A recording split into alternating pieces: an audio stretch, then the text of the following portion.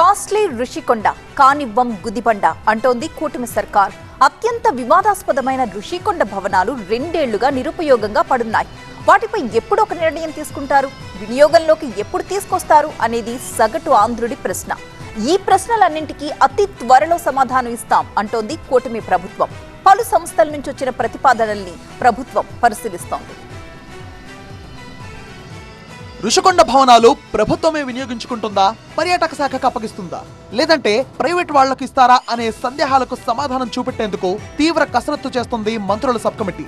ప్రముఖ హోటళ్లు, టూరిజం సంస్థల నుంచి వచ్చిన ప్రతిపాదనలపై మంత్రుల కమిటీ చర్చించింది. హాస్పిటాలిటీ ఇండస్ట్రీకి ఇచ్చే అంశాన్ని పరిశీలించినట్లు మంత్రి పయ్యావుల కేశవ్ ప్రకటించారు. కానీ హోటల్ కోసం అదనపు స్థలం కావాలని అడుగుతున్నారట.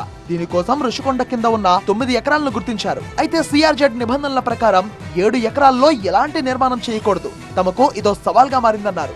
ఋషికొండ భవనాల కోసం చాలా ప్రతిపాదనలు వస్తున్నప్పటికీ ప్రభుత్వం నిర్ణయం తీసుకోలేకపోతోంది. ఏ విధంగా వినియోగించుకుందామన్నా నిర్మాణాలు సహకరించడం లేదన్నారు మంత్రి పయ్యావుల. అవసరానికి అనుగుణంగా అదనపు గదులు నిర్మించేదానిపై ప్రభుత్వం ఆలోచన చేస్తుందన్నారు.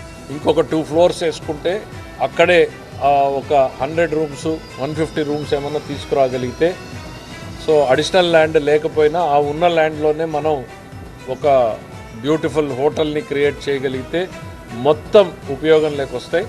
దాంట్లో చివర ఉన్నటువంటి 2-3 బ్లాక్లు ఏవైతే ఉన్నాయో అవి ప్రజలకి ఆర్ట్ ఎగ్జిబిషన్స్ పెట్టుకోవడానికి, చిన్న చిన్న ఈవెంట్స్ చేయడానికి, కల్చరల్ యాక్టివిటీస్ చేయడానికి, ఇట్లాంటి వాటికి ఉపయోగించే రకంగా మల్టిపుల్ ఆప్షన్స్ పెట్టి కన్సిడర్ చేయడం జరుగుతూ ఉంది.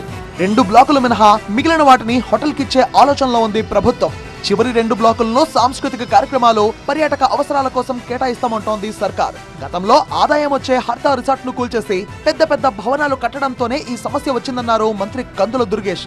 గత ప్రభుత్వం తప్పుడు విధానంతోనే ఈ పరిస్థితి వచ్చిందన్నారు ఆయన. ఏది ఏమైనా అతి త్వరలోనే ప్రభుత్వ నిర్ణయం ఉంటుందని ప్రకటించారు ఆయన. తప్పనిసరిగా తొందరలోనే దానికి పరిష్కారం తీసుకొస్తాం. కానీ సుఖంగా ఉన్నటువంటి దాన్ని అనవసరంగా మాకు అవి పడగొట్టి ఆదాయాన్ని పోగొట్టినటువంటి ఆ దుర్మార్గ విధానాన్ని మాత్రం ఇవాళ కూడా మాకు చాలా ఇబ్బంది కలుగుతూ ఉంది. ప్రజలు కూడా అడుగుతూ ఉన్నారు ఏం చేస్తారనేటువంటి మాట. ఖచ్చితంగా హాస్పిటాలిటీ ఇండస్ట్రీ వైబుల్ ప్రాజెక్ట్ అవుతుంది మాకు. ఎల్లుండి మరోసారి సమావేశమై ఓ నిర్ణయానికి వచ్చే ఆలోచనలో ఉంది మంత్రుల కమిటీ. ఈ నెల 29వ తేదీన కేబినెట్ భేటీలో తుది నిర్ణయం తీసుకునే అవకాశం ఉంది.